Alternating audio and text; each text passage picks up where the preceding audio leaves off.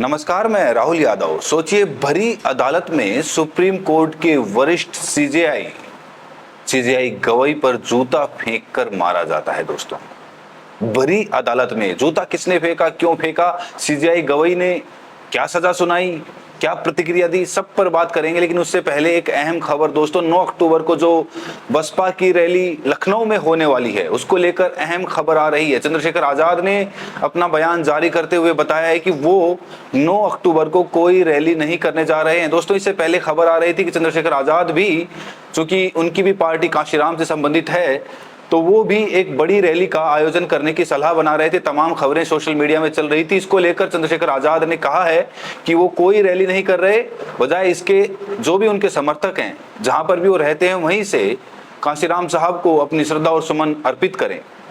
इसके अलावा बसपा की जो रैली है उसको रोकने के लिए तमाम हथकंडे प्रशासन के द्वारा अपनाए जा रहे हैं। दोस्तों, 8 और 9 तारीख की लखनऊ जाने वाली ट्रेनें, लगभग 6 ट्रेनें रद्द कर दी गई दोस्तों, और 10 ट्रेनों का टाइम शेड्यूल बदल दिया गया। बताया गया इसके पीछे कारण ये कि इंटरलॉकिंग का कार्य चल रहा है, रेलवे स्टेशन पर कोई कार्य चल रहा है। इसके चलते 8 और 9 तारीख को बहुत सारी ट्रेनें, खासकर जो झांसी और बुलंदशहर से आने वाली ट्रेनें हैं, उनको रद्द कर दिया गया है। दोस्तों, इसके पीछे मकसद ये बताया जा रहा है कि जो रैली लखनऊ में होने वाली है, बताया जा रहा है कि उसमें 5 से 10 लाख लोग पहुंचने की संभावना है। उनकी संख्या कम करने के लिए, बहुजन ज्यादा संख्या में रैली में ना पहुंच पाए, अड़ंगा डालने के लिए प्रशासन ने ऐसा कदम उठाया है, क्योंकि ऐसे कार्य पहले भी हो सकते थे या बाद में भी हो सकते थे। ऐसे तमाम तरह के आरोप बहुजन समाज लगा रहा है। अब आते हैं मेन खबर पर दोस्तों। दरअसल सोमवार का दिन सुप्रीम कोर्ट में कार्रवाई चल रही थी, केसों की सुनवाई चल रही थी। वैसे भी सोमवार का दिन हफ्ते का पहला दिन होता है, तो तमाम तरह के केसेस वहां पर पेंडिंग में जो रहते हैं उनकी सुनवाई चलती है। काफी ज्यादा गहमागहमी रहती है, शोरगुल रहता है, भीड़ रहती है। और इसी दौरान दोपहर का समय था जब सीजेआई गवई अपनी कुर्सी पर बैठकर वहां पर केसों की सुनवाई कर रहे थे। उसी दौरान एक वकील आते हैं और वकील नीचे से अपना जूता लहराते हैं। आप सबको पता है कि सुप्रीम कोर्ट में जो चीफ जस्टिस की कुर्सी होती है वो ऊंचे स्थान पर होती है, और जो वकील होते हैं वो नीचे स्थान पर होते हैं। तो यहां से वकील ने अपना जूता लहराया। हालांकि वहां पर सुरक्षा कर्मी मौजूद थे। उन्होंने उस व्यक्ति को, उस वकील को, जिसका नाम राकेश कुमार बताया जा रहा है, उसे वहां से डिटेन कर लिया, उसको अपनी हिरासत में ले लिया, वहां से उसको बाहर ले गए। दोस्तों, इससे पहले भी सीजेआई गवई पर तमाम तरह के ट्रोलर्स नए नए दावे करते रहे हैं, उनकी ट्रोलिंग करते रहे हैं। आपको याद है कि खजुराहो में एक केस हुआ था, वहां पर भगवान विष्णु की मूर्ति को लेकर जब ये याचिका सीजेआई के पास पहुंची थी, तो सीजेआई ने एक टिप्पणी की थी। मजाक भरे लहजे में उन्होंने कहा था कि हमारे पास इसकी अनुमति नहीं है। ये जो मरम्मत का काम है, जो मूर्ति की मरम्मत आप कराना चाहते हैं, जो खजुराहो की मूर्ति थी 7 फीट लंबी विष्णु भगवान की मूर्ति, अगर आप उसको ठीक करवाना चाहते हैं तो आप archaeological survey of India ASI के पास जाइए, क्योंकि ये डिपार्टमेंट उन्हीं का है। इसमें हम, यानी कि सुप्रीम कोर्ट, कुछ नहीं कर सकता। और आप तो परम भक्त हैं भगवान विष्णु के, तो आप अपने भगवान से प्रार्थना करिए।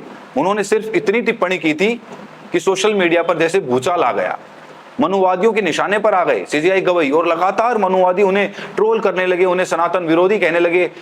#सनातन विरोधी गवार गवई, इस तरह के ट्रेंड जारी कर दिए गए और उनको ट्रोल किया जाने लगा। इसके बाद सीजेआई गवई ने एक जिम्मेदार नागरिक की तरह देश के सामने आकर अपनी प्रतिक्रिया दी। उन्होंने बताया कि मैं सभी धर्मों का सम्मान करता हूं, मेरा मकसद किसी को ठेस पहुंचाना नहीं था। सोशल मीडिया के समय में बयानों को गलत तरीके से तोड़ मरोड़ कर पेश कर दिया जाता है।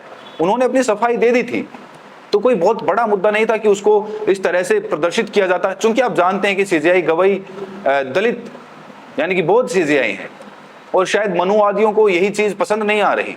उन्हें बर्दाश्त नहीं है कि एक दलित बौद्ध सीजेआई पढ़ लिख कर, अपनी काबिलियत से, संविधान के हक और अधिकारों से, बाबा साहेब के मार्गदर्शन पर चलकर उस पोजीशन तक पहुंचा, उस कुर्सी तक पहुंचा, और अब वो किसी भी तरह उनको ट्रोल करेंगे, उन्हें बदनाम करने की कोशिश करेंगे। हालांकि सीजेआई गवई आज तक अपना कार्य संविधान के अनुसार करते आए, उन पर कोई भी ऐसे आरोप नहीं लगे हैं जैसे कि पूर्व सीजेआई चंद्रचूड़ साहब पर लगते रहे थे। आपको याद होगा, चंद्रचूड़ साहब के यहाँ तो प्रधानमंत्री नरेंद्र मोदी खुद पूजा पाठ करने के लिए पहुंच गए थे। तमाम तस्वीरें खुद चंद्रचूड़ साहब ने अपने सोशल मीडिया हैंडल पर शेयर की थी। अब जरा सोचकर देखिए, अगर सीजेआई गवई के यहाँ प्रधानमंत्री नरेंद्र मोदी पूजा अर्चना करने आ जाएं, तो फिर ये जो गोदी मीडिया है, जो मनुवादी मीडिया है, जो मनुवादी लोग हैं, जो इन्फ्लुएंसर्स हैं, जो ट्रोलर्स हैं, वो सीजेआई गवई के पीछे कैसे हाथ धोकर पड़ते। शायद उन्हें अपनी कुर्सी से इस्तीफा देना पड़ता, अपने पद से इस्तीफा देना पड़ता। आप समझ सकते हैं जिस बात की मैं बात कर रहा हूं, क्योंकि जब इतने छोटे से कमेंट को लेकर उन्हें इतना ज्यादा ट्रोल किया जा रहा है, और अब बात यहां तक बढ़ गई है कि उनके ऊपर सरेआम सुप्रीम कोर्ट में दोस्तों सीजेआई गवई की तरफ वो जूता लहराया गया, और उसके बाद जब उस आदमी को डिटेन किया गया, उस वकील को डिटेन किया गया, तो वो वहां से कहता हुआ गया कि सनातन का अपमान हम नहीं सहेंगे। भाई सीजेआई गवई ने किस सनातन का अपमान कर दिया? अब छोटी छोटी भावनाओं से ये छुई मुई भावनाएं आहत हो जाती हैं, और लगातार इनको बहाना बनाया जाता है किसी संवैधानिक पद पे बैठे हुए व्यक्ति को निशाना बनाने के लिए। तो ये संविधान का भी घोर अपमान है। संविधान के हक का ही फायदा उठाकर कुछ मनुवादी संवैधानिक पदों पर बैठे लोगों को ही निशाना बना रहे हैं, और आप ये लगातार देख रहे हैं। और सिर्फ मनुवादी सोच नहीं, बल्कि तथाकथित बाबा, कथावाचक, अनिरुद्ध आचार्य जैसे लोग सीजेआई गवई की छाती फाड़ने तक की बात करते हैं, हिरण्यकश्यप से उनकी तुलना करते हैं, लगातार उनको ट्रोल किया जाता है, निशाने पर लिया जाता है। तो क्या इनसे ये साबित नहीं होता है कि सीजेआई बीआर गवई की जान को बहुत बड़ा खतरा है? शुरुआत में उनको ट्रोल किया जाना हो, छाती फाड़ने की बात हो, फिर सुप्रीम कोर्ट में ही जूता लहराने की बात हो। अब कोई जो वकील है जूता लहराने वाला, कोई नॉर्मल वकील तो होगा नहीं, क्योंकि सुप्रीम कोर्ट में ऐसे तो पहुंचते नहीं है। तमाम तरह की पढ़ाई की होगी, संविधान का पाठ पढ़ा होगा, तभी तो वहां पहुंचे होंगे।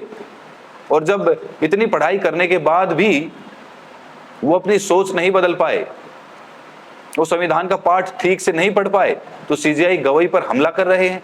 लेकिन दोस्तों ये जानकर आपको ताज्जुब होगा कि जब सीजेआई गवई पर जूता लहराया गया तो सीजेआई गवई ने किस प्रकार की प्रतिक्रिया दी। सीजेआई गवई को वहां पर दोस्तों गुस्सा नहीं आया, वो शांत मुद्रा में अपनी कुर्सी पर बैठे रहे, हिले तक नहीं, और सिर्फ एक वाक्य उन्होंने अपने मुंह से निकाला। दोस्तों वो वाक्य ऐसा था जिसने सुप्रीम कोर्ट को सन्न कर दिया। सीजेआई गवई ने कहा कि उस पर ध्यान मत दो, अपने काम पर ध्यान दो।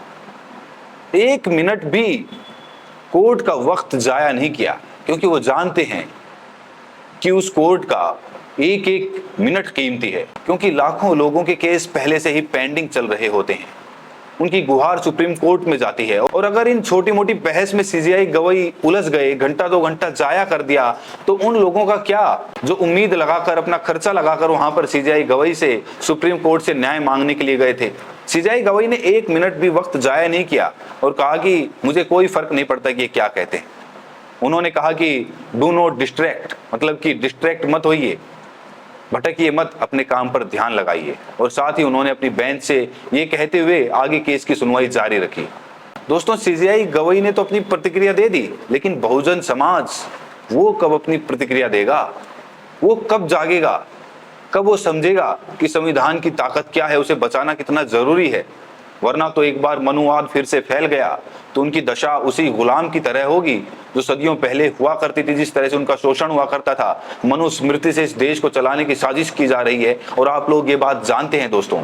इसीलिए जागरूक बनिए दोस्तों, बहुजन मीडिया का साथ दीजिए, इस चैनल को सब्सक्राइब करिए, वीडियो को ज्यादा से ज्यादा शेयर करिए, और अपनी प्रतिक्रिया कमेंट सेक्शन में जरूर दें कि आप क्या समझते हैं कि बहुजन समाज के मिशन को किस तरह से दबाया जा रहा है, और आप ये वीडियो कहां से देख रहे हैं। प्रतिक्रिया जरूर दें। बहुत बहुत शुक्रिया।